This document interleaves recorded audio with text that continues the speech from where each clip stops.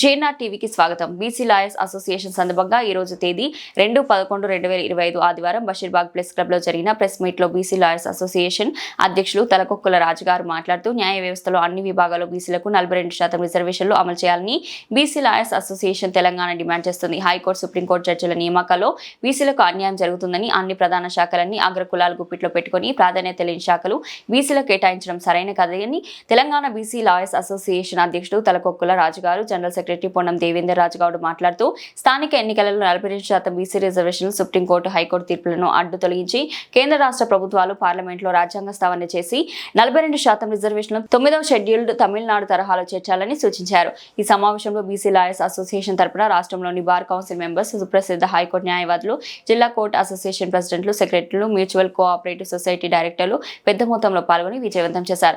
ఇట్లు BC lawyers association అధ్యక్షులు Talakokkula Raju, general secretary Ponnam Devender Goud, BC Prasad గారు, ex advocate general Telangana K Sunitha Goud, bar council vice chairman Ponnam Ashok Goud, మాజీ high court bar association president మరియు మాజీ assistant solicitor general V Raghunath గారు, high court మాజీ అధ్యక్షులు జగన్ గారు, హైకోర్టు బార్ అసోసియేషన్ ప్రస్తుత ప్రెసిడెంట్ వివై గారి మరియు కరిక మల్లేష్ గారు, mutual aided cooperative society director పాల్గొన్నారు. అవసరం ఉంది. అలాగే ఎన్రోల్మెంట్ అయినటువంటి అడ్వకేట్స్ కి అందరికి కూడా ఇన్సూరెన్స్ కవరేజ్ చేయాల్సిన అవసరం ఉందనేది మేము చెప్తా ఉన్నాం. దాంతో పాటుగా ఈ యొక్క జూనియర్స్ కి సంబంధించినంత వరకు ఒక అకాడమీని ఏర్పాటు చేసి గవర్నమెంట్ అక్కడ ఉచితంగా వాళ్లకు లా లోపల ట్రైనింగ్ చేయాల్సిన అవసరం ఉంది. అలాగే ఈ యొక్క అడ్వకేట్స్ కి సంబంధించినటువంటి అనేక సమస్యల పైన మేము క్రోడీకరించుకొని రాష్ట్ర వ్యాప్తంగా మేము ముందుకు పోదలుచుకున్నాము. దాంట్లోపల ఇప్పుడు ఇదొక ఆరంభ దశనే అనేది మీకందరికి కూడా మేము చెప్తా ఉన్నాము. మరీ ముఖ్యంగా ఇంకొక మాట చెప్పగలగాలి మనము. ఏంటి అంటే సభలకు సంబంధించిన విషయాన్ని ఒక నిమిషం చెప్పించుకొని మనం ఊహించుకుందాం. ఈ శాసనసభకు 1952 నుంచి 2023 వరకు మొత్తం 16 సార్లు ఎలక్షన్లు జరిగినాయి. దీంట్లోపల మొత్తం అసెంబ్లీ స్థానాలు 1741 ఫిలప్ అయినాయి. సో దీంట్లో మనకు చెప్పాల్సింది ఏంటంటే తమాషా ప్రకారము 845 సీట్లు రావాల్సిన అవసరం బీసీలకు ఉంటే 277 మాత్రమే వచ్చినాయి. అంటే నష్టపోయింది 570. ఈ 570 ఎవరికి వచ్చినాయి అంటే ఫార్వర్డ్ క్లాస్ వాళ్ళకి మాత్రమే వస్తున్నాయి. దాంట్లోపల మనం ఇప్పుడు బాగా చెప్పుకోవాల్సింది ఏంటంటే ఏ ప్రభుత్వం వస్తే వారికి సంబంధించిన కులానికి మాత్రమే వాళ్ళు అన్ని పదవులు ఇస్తూ ఉన్నారు. ఉదాహరణకు మనము తెలుగుదేశం చూస్తే కమ్మ వాళ్ళకు మాత్రమే అన్ని రంగాల లోపల వాళ్ళకు అధికారాలు, అవకాశాలు ఇచ్చినారు. అట్లాగే మనము బీఆర్ఎస్ లేదా టీఆర్ఎస్ దాన్ని చూస్తే వీళ్ళంతా కూడా వెలవ కులం వాళ్ళకు మాత్రమే అవకాశాలు ఇచ్చారు. అట్లే ప్రస్తుతం ఉన్నటువంటి కాంగ్రెస్ ప్రభుత్వంలో ఇప్పుడు జరుగుతున్నది ఏంటంటే అన్నిట్లో రెడ్లకు మాత్రమే అవకాశం ఇచ్చుకుంటూ పోతున్నారు. మరి అయినప్పుడు ఈ రెడ్డి కులం జనాభాలో ఎంత శాతం? 4.6. మరి వీళ్ళకి అసెంబ్లీలో ఉన్న సీట్లు 33% సీట్లు ఉన్నాయి. 100కు 33. వాళ్ళ యొక్క జనాభా మాత్రము 4% మాత్రమే, 4.6%. సో 4.06. తర్వాత వెలవ కులం ఎత్తుంది 0.28 మాత్రమే. కానీ వాళ్ళు గెలిచిన సీట్లన్నీ 148 సీట్లు గెలిచిండ్రు ఈ శాసనసభ పుట్టినప్పటి నుంచి 22 వరకు. అంటే దీంట్లోపల వాళ్ళు ఉన్నటువంటి 0.28%కు వాళ్ళు పొందినది ఎంత? 8.56% వాళ్ళు పొందిరు. తక్కువ జనాభాలో కూడా అధిక మొత్తం లోపల ప్రాధాన్యం సంపాదిస్తున్నారు. కమ్మలు గెలిచినాయి 73, బ్రాహ్మణులు గెలిచినాయి 122. కాబట్టి మనం చెప్పేది ఏంటంటే ఉదాహరణ మన దగ్గర ముదిరాజులు జనాభా లోపల 6.68% ఉన్నారు. కానీ వాళ్ళు గెలిచిన సీట్లు 29, అంటే 1.66% మాత్రమే. సో ఇవన్నీ మనం చెప్పేది ఏంటి అని అంటే ఇలాంటి వివక్షత అనేది మనకు చాలా క్లియర్గా అన్ని రంగాల లోపల కనిపిస్తూ ఉన్నాయి. కాబట్టి దీనికి సంబంధించి ఇక్కడ బీసీలు ఉద్యమించాల్సిన అవసరం ఎంతైనా ఉందనేది చెప్తా ఉన్నాము. చివరికి మనము ఈ యొక్క అసెంబ్లీ పుట్టినప్పటి నుంచి లెక్కలు చెప్పినాము. ఇప్పుడు ప్రస్తుత లెక్కలు ఒకటి చెప్దాం. ఇక ప్రస్తుతము 2023 లోపల మనకు అసెంబ్లీ స్థానాలు 119 అయితే రెట్లు 43 మంది గెలిచినారు అంటే సీట్లు. సో వీళ్ళకి సంబంధించినటువంటి పర్సెంటేజ్ నేను ఇంతకుముందే చెప్పిన 4.8. సో అట్లాగే మరి ఈ యొక్క వెలమలు 13 మంది గెలిచినారు.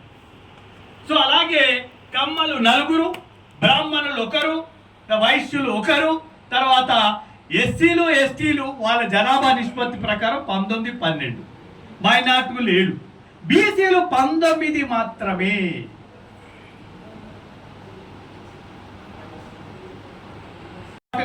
దాంట్లో భాగమైనటువంటి మేము కూడా చైతన్యవంతమైనటువంటి పోరాటాల లోపల ముందుకు పోవాలని అనుకుంటున్నాము. ఈ యొక్క రాజకీయ రంగంలోనే కాదు అన్ని రంగాల లోపల కూడా ఇవాళ అగ్రవర్ణాలదే ఆధిపత్యం ఉన్నదని చూస్తా ఉన్నాము.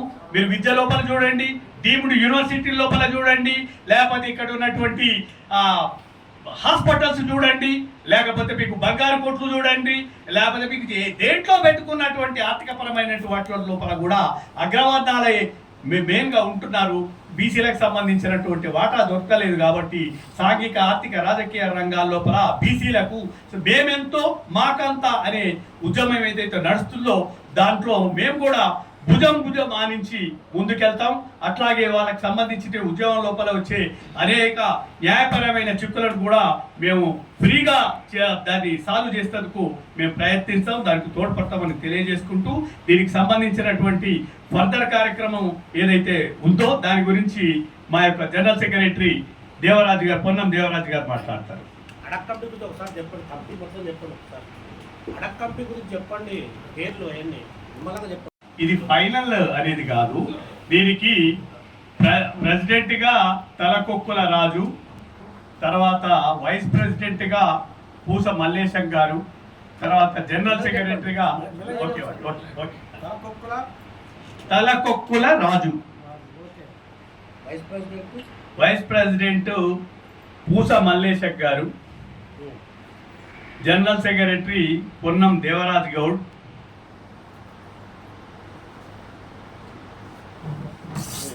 జాయింట్ సెక్రటరీ ఏ కుమరయ్య,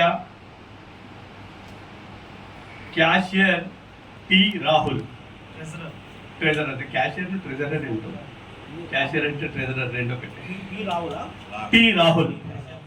ఆ తర్వాత దీనికి సంబంధించినటువంటి ఎగ్జిక్యూటివ్ కమిటీకి సంబంధించిన మిత్రుడు జక్కుల వంశీ కృష్ణ, అలాగే నాకు మెయిన్ అడ్వైజర్గా ఇక్కడ ఉన్నటువంటి బాస రాజేశ్వర్ గారు, వారు ఎమినెంట్ అడ్వకేట్ ఫ్రమ్ నిజామాబాద్. అనేక బహుజన ఉద్యమాలకు వారు కేంద్రంగా ఉంటారు, నార్త్ తెలంగాణకు సంబంధించిన బహుజన ఉద్యమాలకు. ఆ తర్వాత సాహితీ, ఆమె కూడా ఒక ఎగ్జిక్యూటివ్ కమిటీ మెంబర్. ఇది ఏంటంటే రిజిస్ట్రేషన్ కోసం మాత్రమే దీన్ని ప్రస్తుతం చేసుకున్నాం. తర్వాత ఇప్పుడు మేము మెంబర్షిప్ డ్రైవ్ అనేది చేస్తూ ఉన్నాం. అన్ని జిల్లా లోపల చేసేసి అన్ని జిల్లాలకు, తర్వాత బొమ్మసెల్ కోర్టు, కింది కోర్టు అంటే జిల్లా కోర్టు, దాని కింద ఉన్నటువంటి బొమ్మసెల్ కోర్టులలో కూడా ఈ యొక్క బీసీలకు సంబంధించినటువంటి శాఖలను ఏర్పాటు చేసి దాంతో ఈ రాష్ట్రం లోపల ఈ నెల 29 రోజున ఒక సదస్సును ఏర్పాటు చేస్తూ ఉన్నాం. దాంట్లో దీనికి సంబంధించినటువంటి ముఖ్య విషయాలన్నింటి కూడా మీ ముందు తెలియపరుస్తాం. దాంట్లో మేము తీర్మానాలు పెట్టి ఆ తీర్మానాలకు అనుగుణంగా ఈ యొక్క కార్యక్రమాలను చేసుకుంటూ పోతామని తెలియజేస్తున్నాం. నెక్స్ట్ ఈ యొక్క అడ్మినిస్ట్రేషన్కి సంబంధించిన వరకు ఈ యొక్క దీనికి సంబంధించినటువంటి చేయాల గురించి మా జనరల్ సెక్రటరీ దేవరాజు గారు మాట్లాడతారు. Thank you sir. సభాధ్యక్షులు తలకొక్కల రాజు గారు, అలాగే వైస్ ప్రెసిడెంట్ పూస మల్లేశం గారు, కొమరయ్య గారు, అలాగే మా వంశీకృష్ణ ఎగ్జిక్యూటివ్ మెంబర్ గారు, మిగతా రాహుల్ గారు, ట్రెజరర్, వేదిక పైన ఉన్నటువంటి మా బాస రాజేశ్వరరావు గారు, సీనియర్ మోస్ట్ అడ్వకేట్, బహుజన మేధావి సారు గత కొన్ని సంవత్సరాలుగా ఈ యొక్క ప్రయాణంలో బీసీ భావజాలంలో నడుస్తూ ఉన్నారు. వేదిక పైన ఉన్న మా లక్ష్మీ మేడం గారికి, అలాగే మా కార్తీక్ గారికి, అలాగే మా ప్రాబ్లమ్స్ ఉన్నాయి. అదేవిధంగా లాయర్స్ అసోసియేషన్ కూడా చాలా ఉన్నాయి. కానీ ఈ లాయర్ అసోసియేషన్ మరి బీసీ లాయర్స్ అసోసియేషన్ ఎందుకు పెట్టుకోవాల్సి వచ్చింది అనేది మనం ఒకసారి ఆలోచిస్తే గిరి గారికి వేదికపైకి రావాల్సిందే విజ్ఞప్తి చేస్తాం. అలాగే మా మహేష్ అన్న గారికి వేదికపైకి రావాల్సిందే విజ్ఞప్తి చేస్తూ ఉన్నాం. ఈ రాష్ట్రంలో అనేక రకమైన లాయర్ సంస్థలు ఉన్నప్పటికీ బీసీ లాయర్స్ పెట్టుకోవడంలో ఉద్దేశం ఏంటంటే, ఇందాక సార్ చెప్పినట్టుగా బీసీలకు గత 78 సంవత్సరాలుగా ఈ దేశంలో అనేక రకమైన అన్యాయాలు జరుగుతూ ఉన్నాయి. నిజంగా బ్రిటిష్ కాలంలో 1931లో ఈ దేశంలో కుల జనగణన జరిగింది. 1931 నుంచి ఈ రోజు వరకు ఈ దేశంలో కుల జనగణన చేయడం లేదు. కారణం, ఎవరి సంఖ్య ఎంతో తెలిస్తే వారు ఉద్యమిస్తారని, వారి పీఠాలు కదిలిస్తారని వారికి ఒక భయం. కాబట్టి ఏది ఏమైనా ఈ మధ్యనే మనం చూస్తూ ఉంటే బీసీ ఉద్యమం ఒక పెద్ద ఎత్తున వస్తూ ఉంది. అలాగే మేము పోయిన సంవత్సరం 25/8/2025 రోజు ఒక పెద్ద మహాసభ నిర్వహించడం, డేలాంగ్ సెషన్ ILPA ద్వారా దాదాపుగా అన్ని బార్ అసోసియేషన్ల నుంచి 1000 మంది అడ్వకేట్లతోటి భారీ బహిరంగ సభ నిర్వహించాం బీసీల కోసం. ఆ రోజు చాలామంది అన్ని బార్ అసోసియేషన్ నుంచి వచ్చినారు. ఆ రోజు నుంచి ఈ రోజు వరకు అనేక రకమైన సంస్థలు ఈ బీసీల కోసం ప్రయత్నం చేస్తూ ఉన్నాయి. కానీ ఈ మధ్య బంధు తర్వాత 42% ప్రతి బీసీకి స్థానిక ఎన్నికలలో రావాలని చెప్పేసి ప్రతి ఒక్క పౌరునికి ఈరోజు తెలిసింది. దాన్ని ఎవరు అడ్డుకుంటున్నారు, మన శత్రువు ఎవరు అనేది కూడా విషయం తెలిసింది. కాబట్టి ఇప్పుడు మనం చేయాల్సింది ఏంటంటే, ఈరోజు ఈ 42% కోసం మనం ఉద్యమించాల్సిన అవసరం ఉంది మిత్రులారా. కాబట్టి మరి ఈ ఉద్యమించే సమయంలో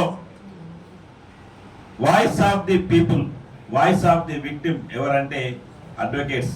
నిజంగా ప్రపంచ చరిత్రలో కావచ్చు, భారతదేశ చరిత్రలో కావచ్చు, నిన్న మన తెలంగాణ ఉద్యమంలో కావచ్చు, లాయర్స్ లేని పాత్ర అనేది మనకు ఏ ఉద్యమం కనిపించదు. మన ప్రసాద్ అన్న గారికి కూడా స్వాగతం. అలాగే బార్ కౌన్సిల్ వైస్ చైర్మన్ గారు సునీల్ గౌడ్ గారికి కూడా వేదికపైకి రావాల్సింది విజ్ఞప్తి చేస్తాం. ప్రసాద్ అన్న పైకి రండి ప్లీజ్. కొంచెం జూనియర్స్ కోఆపరేట్ చేసి సీనియర్స్కి అవకాశం ఇవ్వాలి.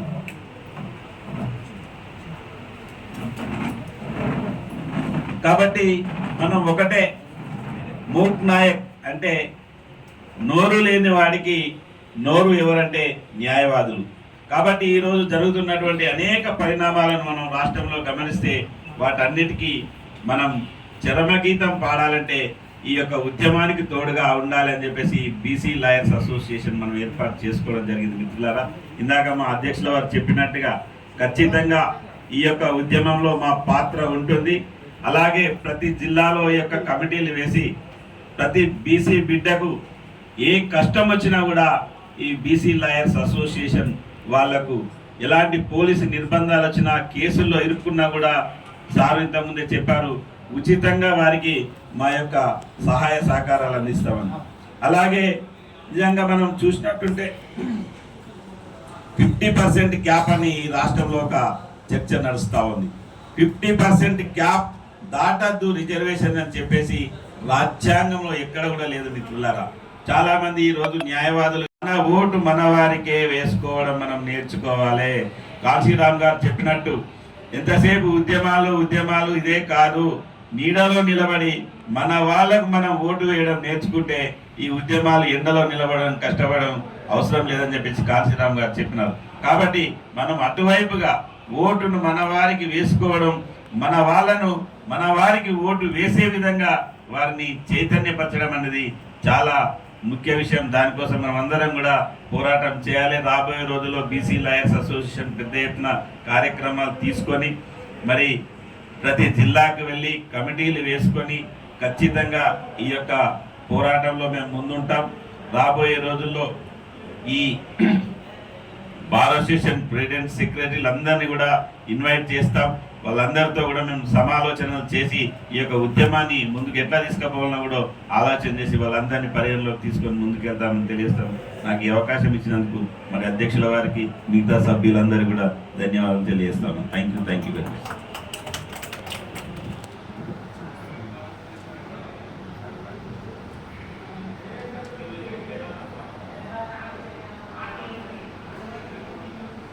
సీనియర్ అడ్వకేట్ బాసా రాజేశ్వర్ గారు, నిజామాబాద్ జిల్లా.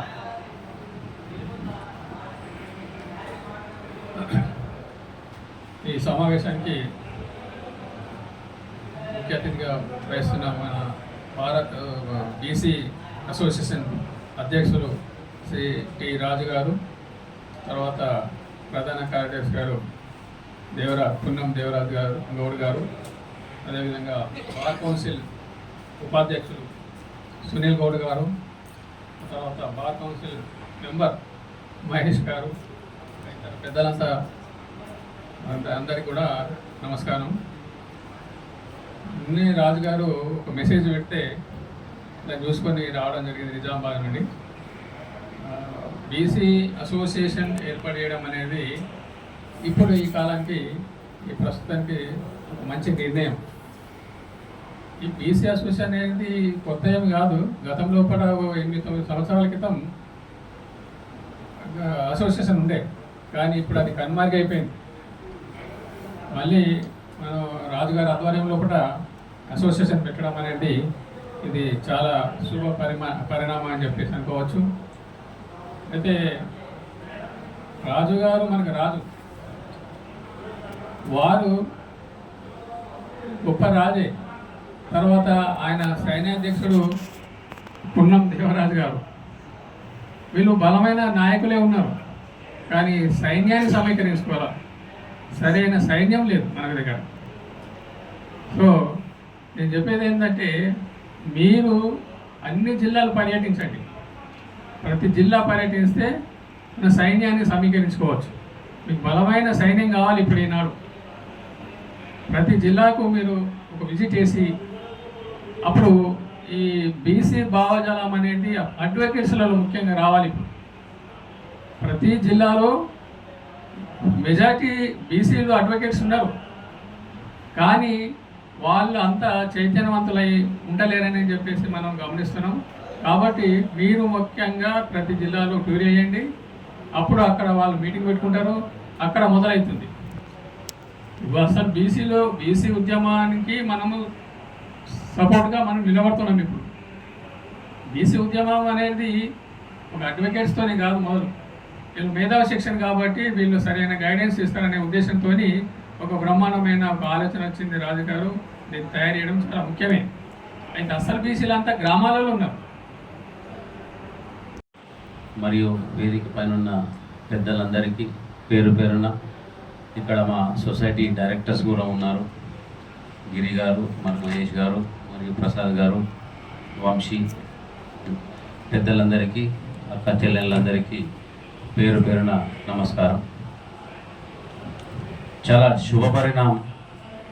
ఇంతకుముందు కూడా సార్ చెప్పినట్టు లాయర్స్ అసోసియేషన్ ఉండే, బీసీ లాయర్స్ అసోసియేషన్ చాలా యాక్టివ్గా ఉంటుండే. ఆ రోజు కూడా ఏపీ హైకోర్టు ఉన్నప్పుడు ఆ అసోసియేషన్ ప్రతి బార్ అసోసియేషన్కి వెళ్ళి చాలా అంటే చాలా కష్టపడి ఒక అసోసియేషన్ ఫామ్ చేసి హైకోర్టులో ఆ రోజు ఉన్న ఏవైతే ప్రభుత్వ ఏజీపీలు, జీపీలు ఇవన్నీ ఉంటాయో దాంట్లో 42% కోసం ఒక రిట్ ఫైల్ చేసి కూడా తీసుకోవడం జరిగింది. అదే తరుణంలో ఆ రోజు మీ అందరికీ గుర్తుంటుంది, 5 to 6 బీసీ జడ్జెస్ కూడా ఉండే.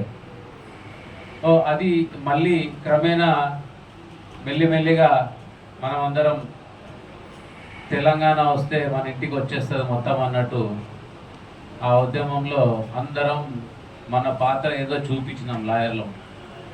కానీ తర్వాత మనందరం నీరు గారిపోయినాం. ఏమనంటే ఈ ఉద్యమాలు చేయొద్దురా నాయన, ఇవి మనకు వచ్చేటిగా పోయేటిగా. బీసీ లాయర్స్ అసోసియేషన్ తెలంగాణ ఆవిర్భావ సందర్భంగా ఈనాడి ప్రెస్ మీట్ ఏర్పాటు చేసినాము. ఉధృతంగా సాగుతున్నటువంటి బీసీ ఉద్యమంలో మా యొక్క పాత్ర, ఈ ప్రజలు అనుకుంటా ఉంటారు ఏంటంటే అడ్వకేట్స్ అనేవాళ్ళు ఒక ఇంటలెక్చువల్ సెక్షన్ అని. సో మేధావంతులుగా మేము ఈ ఉద్యమానికి ఏ రూపం ఇవ్వాలి, ఆ కార్యాచరణ ఏ విధంగా ఉండాలి, దానికి సంబంధించినటువంటి సమస్యలకు పరిష్కారాలు ఏ విధంగా చూపించాలి, దాంట్లో నాయకత్వం ఎలా వహించాలి అనే దానిపైన ఇవాళ ముఖ్యంగా ఈ యొక్క బీసీ లాయర్స్ అసోసియేషన్ తెలంగాణ స్టేట్ది మేము ప్రారంభించుకోవడం అనేది జరిగింది. దీంట్లో ముఖ్యంగా ఈ 42% సాధించాలనుకున్నటువంటి ఆ యొక్క రిజర్వేషన్స్ను మూకుమ్మడిగా మేము చెప్పడం ఏమిటంటే అది షెడ్యూల్ 9 లోపల రాజ్యాంగంలో పెట్టడం ద్వారానే దానికి ఒక పరిష్కార మార్గం దొరుకుతుంది. ఎలాగైతే తమిళనాడులో 69% చేసుకున్నారో ఆ విధంగా దొరుకుతుంది అనేది ఒకటి. రెండవది, జ్యుడిషియరీ సిస్టంలో బీసీలకు జరుగుతున్నటువంటి అన్యాయాల మీద లేదా వివక్ష మీద ముఖ్యంగా మా యొక్క పోరాటం ఉండబోతుందని తెలియజేస్తా ఉన్నాం. మనం ఇంతకుముందే చెప్పుకున్నాం, సుప్రీంకోర్టుకు సంబంధించినటువంటి జడ్జెస్నే కానీ హైకోర్టుకు సంబంధించినటువంటి జడ్జెస్నే కానీ నియామకం అనేది ఎలాంటి ఓటులు లేవు. అక్కడ ఉన్నదల్లా కొలీజియం. ఆ కొలీజియం కూడా అగ్రవర్ణాలతో నిండిబడి ఉన్నది. కాబట్టి బీసీలు సుప్రీంకోర్టు జడ్జిలే కానీ హైకోర్టు జడ్జిలే కానీ వారి యొక్క నిష్పత్తి ప్రకారం కాలేకపోతుంది. ఆ నిష్పత్తిని నేను ఇంతకుముందే చూపించినాము. దానికి సంబంధించి 3-4%, 5-6% కంటే తక్కువ ఉంటున్నారు 60% ఉన్నటువంటి బీసీలు. ఈ విషయం లోపల మేమేమంటున్నామంటే ఒక జ్యుడిషియల్ కమిషన్, యూపీఎస్సీ లాగా జ్యుడిషియల్ కమిషన్ ఏర్పాటు చేసి సుప్రీంకోర్టు హైకోర్టు జడ్జెస్ను ఎంపిక చేయాల్సిన అవసరం ఉందనేది మేము నొక్కి వక్కాయిస్తున్నాం. దాంతో పాటుగా ఇక్కడ స్టేట్ లోపల ఉన్నటువంటి అడ్వకేట్ జనరల్సే కానీ లేకపోతే పీపీలే కానీ జీపీలే కానీ ఏజీపీలే కానీ స్టాండింగ్ కౌన్సిల్సే కానీ అలాగే ముఫసిల్ కోర్స్ వరకు ఉన్నటువంటి ఏపీపీలు, జీపీలు, ఏజీపీలు, ఈ విధంగా అన్ని రంగాల లోపల ఈ యొక్క రిజర్వేషన్ను పాటించాల్సిన అవసరం ఉంది. మేము ఒక మాట చెప్తున్నాం, నిజంగానే గవర్నమెంట్కి చిత్తశుద్ధి ఉంటే ఇప్పుడు ఏ బిల్ అవసరం లేనటువంటి ఈ నామినేటెడ్ పోస్టుల లోపల మీరు ఎందుకు భర్తీ చేయలేకపోతున్నారు? మీరు అనుకున్నటువంటి ఆ 42% లేదా మేమెంతో మాకంతా అన్నటువంటి 60% దీంట్లోపల మీరు నియమించి మీ చిత్తశుద్ధిని చాటుకోవాల్సిన అవసరం ఉందని చెప్తా ఉన్నాం. దాంతోపాటుగా నిజంగానే మీకు బీసీ పైన ఈ యొక్క 42% రిజర్వేషన్స్ ఇవ్వాలనుకుంటే మీ యొక్క మంత్రివర్గంలో కూడా ఇవ్వచ్చు. అలాగే ఇప్పుడున్నటువంటి చైర్మన్లు ఏవైతే ఉన్నాయో అనేక సంస్థల చైర్మన్ల లోపల ఇవ్వచ్చు. అలాగే అగ్రికల్చర్ కోఆపరేటివ్ సొసైటీస్ లోపల ఇవ్వచ్చు.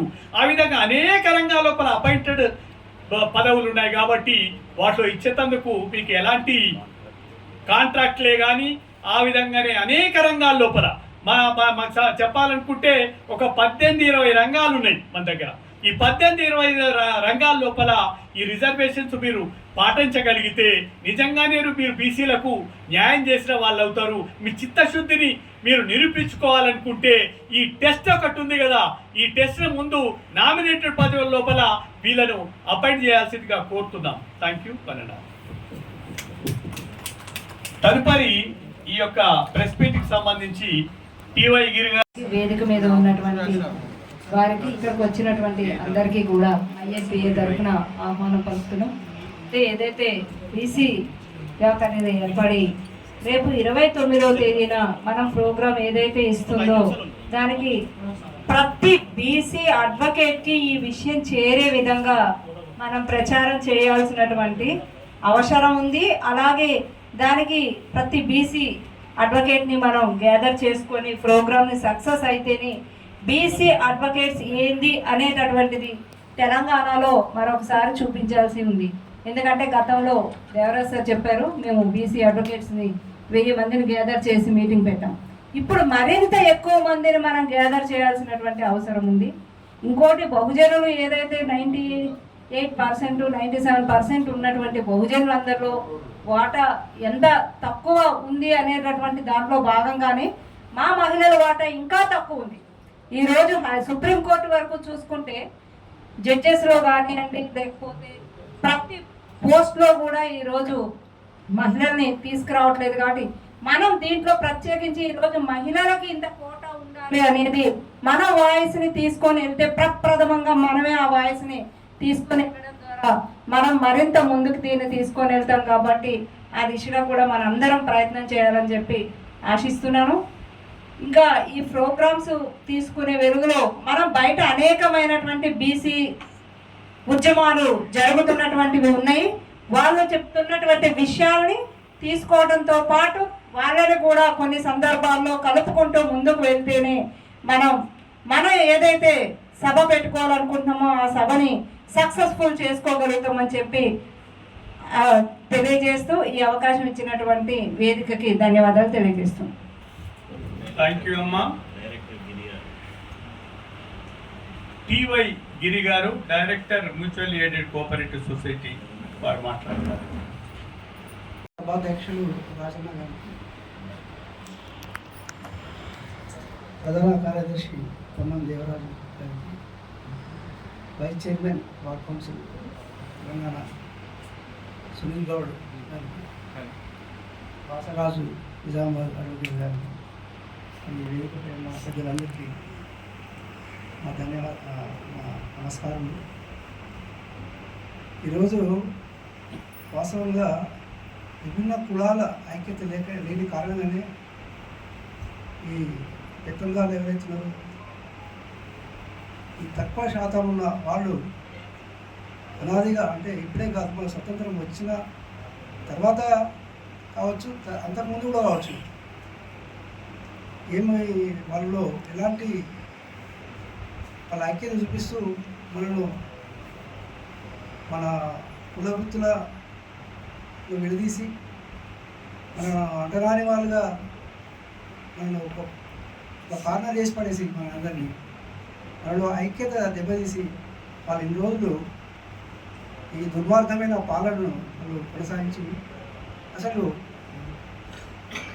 ఎన్ని వేల కోట్ల సంపద సృష్టించినప్పటికీ అదంతా సంపద సృష్టించేదంతా మన బీసీలు మన బడుగు వర్గాలే.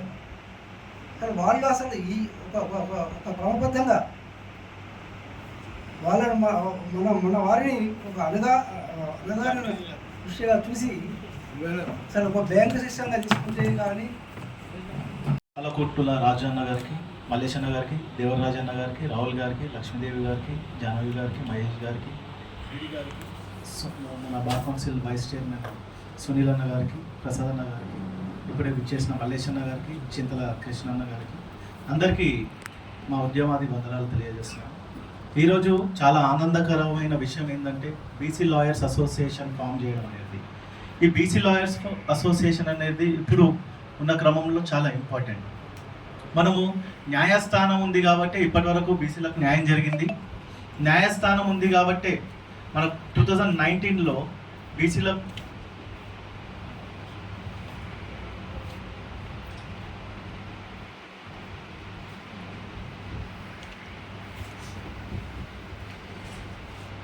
సోషో ఎకనామికల్ సర్వే చేయాలని 2019లో హైకోర్టులో ఒక కేసు వేయడం జరిగింది. ఆ కేసుకి మన జస్టిస్ నందా మేడం కూడా అడ్వకేట్గా ఉండే అప్పుడు వేయడం జరిగింది. దాంట్లో 2024 సెప్టెంబర్లో ఆర్డర్ వచ్చింది. ఏమని?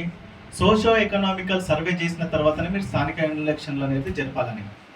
సో వితిన్ 3 months లోపల చేయాలంటేనే ఇప్పుడున్న కాంగ్రెస్ ప్రభుత్వం హుడాహుడిన వచ్చేసి స్కాన్ అనుకుంటూ, రాహుల్ గాంధీ అనుకుంటూ ఇవన్నీ చేసి ఏదో పెద్ద హైడ్రామా చేసి ఇక్కడ వాళ్ళు రాజకీయంగా ఎదగడానికి బ్రహ్మాండంగా అడ్వర్టైజ్మెంట్లు చేసుకుని ఒక 100 కోట్ల రూపాయలు పెట్టి ఒక మీటింగ్ బోయినపల్లిలో పెట్టడం జరిగింది. కానీ ఇది సాధించడానికి కారణం ఏంటంటే మన బీసీ సంఘాలు, బీసీ న్యాయవాదులే. దాన్ని కూడా మనం అప్రిషియేట్ చేయాలి, ఈ సమాజానికి కూడా తెలవాలి. దాని తర్వాత డెడికేషన్ కమిషన్ కూడా లేదు అని మన ఆర్ కృష్ణన్న గారు కూడా కేసు వేయడం జరిగింది. దానికోసం డెడికేషన్ కమిషన్ అనేది కూడా ఏర్పాటు చేయడం జరిగింది. 2024 జూన్లో స్థానిక సంస్థ ఎలక్షన్లు జరపడం లేదు అని ఒక కేసు వేస్తే హానరబుల్ హైకోర్టు జస్టిస్ మాధవి గారు చెప్పారు ఏంటంటే, మీరు సెప్టెంబర్ 30th లోపట్ల మీరు ఎలక్షన్స్ జరిపేసేయాలి, రిజల్ట్స్ కూడా రిలీజ్ అనేది చేయాలన్నారు. ఇంత జ్యుడిషియర్గా ఇవన్నీ ఉన్నాయి కాబట్టి ఇంతవరకు వచ్చినాము. ఈ క్రమంలో జరిగింది ఏంటి? ఆర్డినెన్స్ ఎక్కడి నుండి వచ్చింది, జీవో ఎందుకు వచ్చింది, షెడ్యూల్ 9కి ఎందుకు పోలే అనే చర్చ కూడా మనందరం న్యాయవాదులుగా మనందరం చర్చించాల్సిన అవసరం. ఆర్డినెన్స్ ఎప్పుడు తీసుకొని వస్తారంటే, ఎప్పుడైతే పార్లమెంట్ సమావేశాలు జరిగాయో ఎమర్జెన్సీ టైంలో ఆర్డినెన్స్ అనేది తీసుకొని వస్తారు. కానీ వీళ్ళు ఆర్డినెన్స్ తీసుకొచ్చిన 2 వారాలకే మనకు పార్లమెంట్ అనేది పార్లమెంట్ సమావేశాలు అనేది ఉండే. కానీ పార్లమెంట్ సమావేశాలలో వాళ్ళు పార్లమెంట్ సమావేశాలని బైకాట్ చేసి నిజంగా కాంగ్రెస్ ప్రభుత్వానికి చిత్తశుద్ధి ఉండుంటే పార్లమెంట్లో ఉన్న వాళ్ళ సభ్యులందరూ కలిసి పార్లమెంట్ని అపోజ్ చేసుకొని అందరు ప్రెసిడెంట్ ఆఫ్ ఇండియా ఇంటి దగ్గర వెళ్ళి కూర్చుంటే ఇది జరిగింది. కానీ వాళ్ళు రాజకీయంగా వాళ్ళు ఎదగాలి కాబట్టి, దీన్ని బీసీలను ఒక రాజకీయంగా చూపించుకోవాలి కాబట్టి, ఒక సెన్సేషనల్గా బీసీల రిజర్వేషన్ అనేది రాష్ట్రంలో జరుగుతుంది కాబట్టి బాగా అడ్వర్టైజ్మెంట్ చేసుకొని జంతర్ మంత్రుల్లో మీటింగ్ పెట్టడం జరిగింది. ఆ మీటింగ్ తర్వాత 1 నెల రోజులు మంచిగా ప్రచారం జరిగింది. వాళ్ళకు కాంగ్రెస్ పార్టీకి చిత్తశుద్ధి ఉంది. వాళ్ళు ఆర్డినెన్స్ పంపించినా కూడా అక్కడ నుండి ఇక్కడ గవర్నర్ కూడా చేయలే, ప్రెసిడెంట్ ఆఫ్ ఇండియా కూడా సంతకం చేయలే అన్నారు. సరే, దాని తర్వాత జీవో తీసుకొని వచ్చినారు. జీవో తీసుకొని వచ్చిన తర్వాత హైకోర్టు, సుప్రీంకోర్టు క్లియర్గా మన హైకోర్టులో కూడా జస్టిస్ సిజే గారు ఏం చెప్పారంటే, మీరు Tamil Nadu governor versus state of Tamil Nadu case ఏదైతే ఉందో ఆ ఆర్డర్ వచ్చే కంటే ముందే మీరు జీవో తీశారా, దాని తర్వాత తీశారా అని ప్రశ్న చేయడం జరిగింది. అంటే నిజంగా కాంగ్రెస్ ప్రభుత్వానికి చిత్తశుద్ధి ఉంటే వాళ్ళ లీగల్ సెల్ ఏం చేస్తుందని నేను ఇక్కడ ఈ వేదిక నుండి నేను ప్రశ్నిస్తున్నాను. సో వాళ్ళు ఈ జడ్జిమెంట్ వచ్చిన తర్వాత తీసినారంటే వీళ్ళకి ఐడియా ఉంటుంది కదా, జీవో వచ్చిన తర్వాత 30 రోజుల తర్వాత మళ్ళీ ఇంకొక 2 months. ముందుగా సభాధ్యక్షుడు రాజు గారిని, దేవరాజు గారిని, కార్పొరేషన్ చైర్మన్ అల్లా సునీల్ గౌర్ గారిని, బాస రాజేశ్వరం గారికి, మా డైరెక్టర్ గిరి గారికి, మా డైరెక్టర్ కరక మల్లేష్ గారికి, మా ఫార్మర్ డైరెక్టర్ చంద్రకృష్ణ గారికి, గాన్న శ్రీనివాస్ గారికి, అందరికీ పేరు పేరు నమస్కరిస్తూ, ఈరోజు చాలా శుభారంభం. మనం బీసీ ఆర్గనైజేషన్ మళ్ళీ స్టార్ట్ చేసినందుకు మేమందరం ప్రతి ఒక్కరము ఇంత సోషల్ మీడియా ప్రజెంట్ ఉన్నా కూడా మనం ఇంకా కమ్యూనికేషన్ చేయలేకపోయినాము. అందుకే మనం ఫస్ట్ మన ఆర్గనైజేషన్తో పాటు ఒక PR1 పోస్ట్ పెట్టండి, పబ్లిక్ రిలేషన్ ఆఫీసర్, అందరికీ కమ్యూనికేట్ చేసేటట్టు.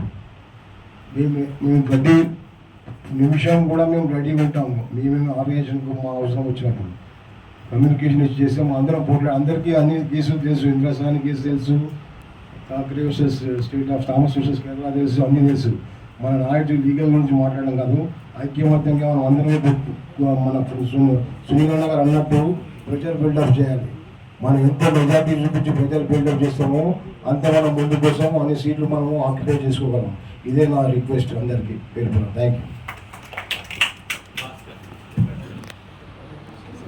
Thank you మిత్రం.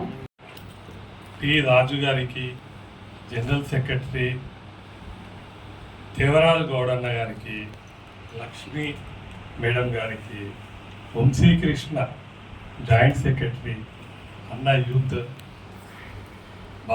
బాసా రాజు గారు, గౌరవైన బాసా రాజు గారికి, మల్లేశం గారికి, మన అన్న సునీల్ గారికి, గిరి గారికి, సభ మీద ఉన్న మిగతా పెద్దలందరికీ పేరు పేరున నా మనస్ఫూర్తి నమస్కారం. ఈరోజు బీసీ లాయర్స్ అసోసియేషన్ పెట్టి మన అందరినీ చైతన్యవంతం చేయాలని చెప్పేసి మన అన్న రాజు గారు చాలా మంచి కార్యక్రమం అనేది ఈరోజు తీసుకోవడం జరిగింది. అన్న ఈరోజు చెప్పిన విషయాలలో ప్రతి ఒక్క అంశము చాలా ఎక్సలెంట్గా ఉంది. ఎందుకంటే ప్రతి ఒక్కరు ఐక్యంగా ఉండాలి అని కోరుకుంటారు, కానీ ఐక్యం కాలేదు. ఐక్యం అనేది ఒక సంఘంతోనే నిర్మాణం జరుగుతుంది. ఎప్పుడైతే సంఘంలో సభ్యులు అందరూ ఐక్యంగా ఉంటారో ఆ ఐక్యంలోంచే పుట్టుకొని వస్తుంది ఏదైనా. మరియు పెద్దలు చెప్పినట్లు 92% ఓబీసీలకు రిజర్వేషన్ లాయర్స్ జ్యుడిషియరీలో కానీ కల్పించాలనేది చాలా సమంజసమైన విషయం. అది కూడా షెడ్యూల్ 9లో పెట్టి ప్రతి ఒక్కరికి సమానమైన న్యాయం కల్పించాలనేది ప్రతి ఒక్క బీసీ యొక్క డిమాండ్. మరియు ప్రస్తుతం చాలామంది సఫర్ అవుతున్నారు కొలీజియన్ సిస్టమ్ ద్వారా. ఎందుకంటే కొలీజియన్ సిస్టంలో ఉన్న వాళ్ళు కొలీజియన్ సిస్టంలో ఉన్నవారు అందరూ ఆల్రెడీ పెద్దలు చెప్పారు. కానీ నేను చెప్పదలుచుకుంది ఏంటంటే కొలీజియన్ సిస్టమ్ వల్ల చాలా నష్టపోతున్నారు, ముఖ్యంగా బీసీలు. కానీ ఒక జ్యుడిషియరీతో కూడుకున్న కమిషన్ ఏర్పాటు చేసి దాని మేరకు నడవాలనేదే ప్రతి ఒక్కరి యొక్క కోరిక. కాబట్టి దాని మీద ఒక అంశం మీద ప్రతి ఒక్క జిల్లా వారీగా ప్రతి ఒక్క జిల్లాని పేరున జిల్లాలకి వెళ్ళి అక్కడ వాళ్ళందరికీ కూడా అవేర్నెస్ ఇస్తూ కార్యాచరణ అనేది వేగవంతం చేయాలనేది నా మనస్ఫూర్తిగా కోరుకుంటున్నాను. Thank you for giving opportunity to all members. Thank you.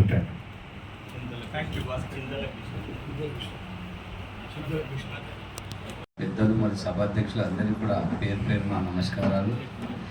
ఈరోజు బీసీ లాయర్ అసోసియేషన్ ఫామ్ చేస్తున్న సందర్భంగా వాటిని ఏ విధంగా అయితే మీరు చేయాలనుకున్నారో అన్ని రకాలుగా మేము మీ తోడుంటాము, మా మద్దతు ఉంటుంది. కాబట్టి బీసీలు ఎలా అవుతున్నారంటే ఒక వలలో చేపలు పడ్డాక ఆ చేపలు పైకి తీసేటప్పుడు కొన్ని కారిపోతున్నాయి. వాటిని కారకుండా వాటిని నిష్కాకుండా చూసుకోవాల్సిన బాధ్యత కూడా ఉంది. మన బీసీలు కూడా చాలా నీతికి నిజాయితీకి మారుపేరు. కాబట్టి ఈ అసోసియేషన్ ఏదైతే ఉందో సేమ్ దీన్ని ఇంకా ఉధృతంగా చేసి బ్రాంచ్ వైజ్గా అంటే ప్రతి కోర్టు వైజ్గా కూడా తీసుకెళ్లాలని కోరుచున్నాము. అలాగే మా సునీల్ అన్న అంటే కూడా మాకు అందరికి కూడా అభిమానం కాబట్టి అన్న కూడా దీన్ని ముందుకు తీసుకెళ్తాడని, దేవరాజ్ అన్న కూడా గతంలో ఎన్నో బీసీ ప్రెస్ మీటింగ్లు కూడా పెట్టడం జరిగింది. చినుకు చినుకు రాలితే పెద్ద వర్షం అన్నట్టు ఏది కూడా 1,00,000 అడుగులు వేస్తే ఆ 1,00,000 అడుగులకు ప్రారంభం మొదటి అడుగు అన్నట్టు మీరు తీసుకునే ఈ అసోసియేషన్ మరి ఏ నిర్ణయానికైనా మేము కట్టుబడి ఉంటాము. ఈ అవకాశం ఇచ్చిన పెద్దలందరికీ మరియు నా తోటి న్యాయవాదులందరికీ కూడా నమస్కారాలు, ధన్యవాదాలు. అవకాశం ఇచ్చినందుకు పేరున ఇది కూడా ఇంకా బలంగా కావాలని ఉంది. దీనికి ఏ విధంగా మీరు ప్రణాళికలు చేస్తారో ఆ విధంగా తప్పకుండా మేము ఏం బాగుంటాం సార్. రాజు సార్, ధన్యవాదాలు సార్. ఈ వేదికను కలపడం కూడా, ఇంతమందిని పోగు చేయడం కూడా, అందులో న్యాయవాదులను మరి ప్రొఫెషనల్స్ని కూడా ఈ వేదిక పైన కూర్చోపెట్టడం చాలా మనకు ఎగ్జామ్ లాంటిది, పరీక్ష లాంటిది. కాబట్టి ఇంతమందిని ఇక్కడ పోగు చేయడం కూడా మీలో ఉన్న ఖర్చుకు ఇది ప్రతిరూపం అని చెప్తున్నా సార్. ధన్యవాదాలు సార్. ఈ సభను ఏర్పాటు చేయడం చాలా గొప్ప విషయము. ఎందుకంటే మన బీసీలు ఐక్యత కాకపోవడానికి కారణము అగ్రవర్ణాలు మనతోటి అనేక కులాలు ఉన్నాయి కాబట్టి అనేక కులాలను విభజిస్తున్నారు. కాబట్టి ఆ కులాలు ఐక్యత కావద్దు అనే ఉద్దేశంతో వాళ్ళు విభజిస్తున్నారు. కాబట్టి ఇప్పుడు ఈ సభ సభ పెట్టము, ఈ సభ మన బీసీ ఐక్యతకు పునాది కావాలి. అదేవిధంగా అనేక ఇది మన డిపార్ట్మెంట్లో మనకు ఉద్యోగాలు రాకపోవడం కారణము మనం ఐక్యతగా లేకపోవడమే. కాబట్టి అందరూ ఐక్యత ఉండి ఈ ఉద్యమాన్ని మనం తెలంగాణ ఉద్యమం ఏ విధంగా చేసినామో అదేవిధంగా ఈ బీసీ ఉద్యమం కూడా అంటే గ్రామ స్థాయి నుంచి ఢిల్లీ స్థాయి వరకు తీసుకుపోయి మనం బీసీ వాదం వినిపించి మనకు న్యాయం జరగాలని ఈ సభను ఈ అవకాశం ఇచ్చిన పెద్దలకు పేరున ధన్యవాదాలు చెప్తూ థ్యాంక్ యూ. జై బీసీ, వర్ధిల్లాలి బీసీ న్యాయవాదుల ఐక్యత, బీసీ న్యాయవాదుల ఐక్యత. జై బీసీ, జై బీసీ. కమిషన్ అంటే we demand judicial commission. We demand. ఈ నెల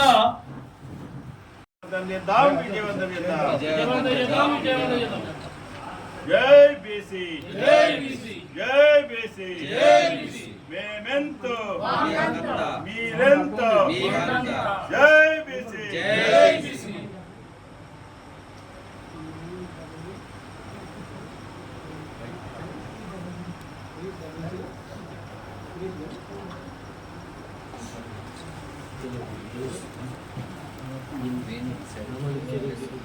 చివరిగా మిత్రుడు వంశీకృష్ణ గారిచే ఓట్ ఆఫ్ థ్యాంక్స్. ఇక్కడికి విచ్చేసిన న్యాయవాదులకు, సీనియర్ న్యాయవాదులకు అండ్ ఇక్కడ డైరెక్టర్స్కి, వివిధ బార్ అసోసియేషన్ నుండి విచ్చేసిన న్యాయవాదుల ప్రతి ఒక్కరికి ధన్యవాదాలు తెలియజేస్తున్నాము. ప్రతి ఒక్కరము మనము ఈ కార్యక్రమం ఏదైతే మనకు 29 నవంబర్లో జరగబోయే ఆవిర్భావ సభ ఏదైతుందో దాన్ని విజయవంతం మనం చేస్తాము. సో ఇక్కడ విచ్చేసినందుకు ఇక్కడ మీడియా మిత్రులందరికీ కూడా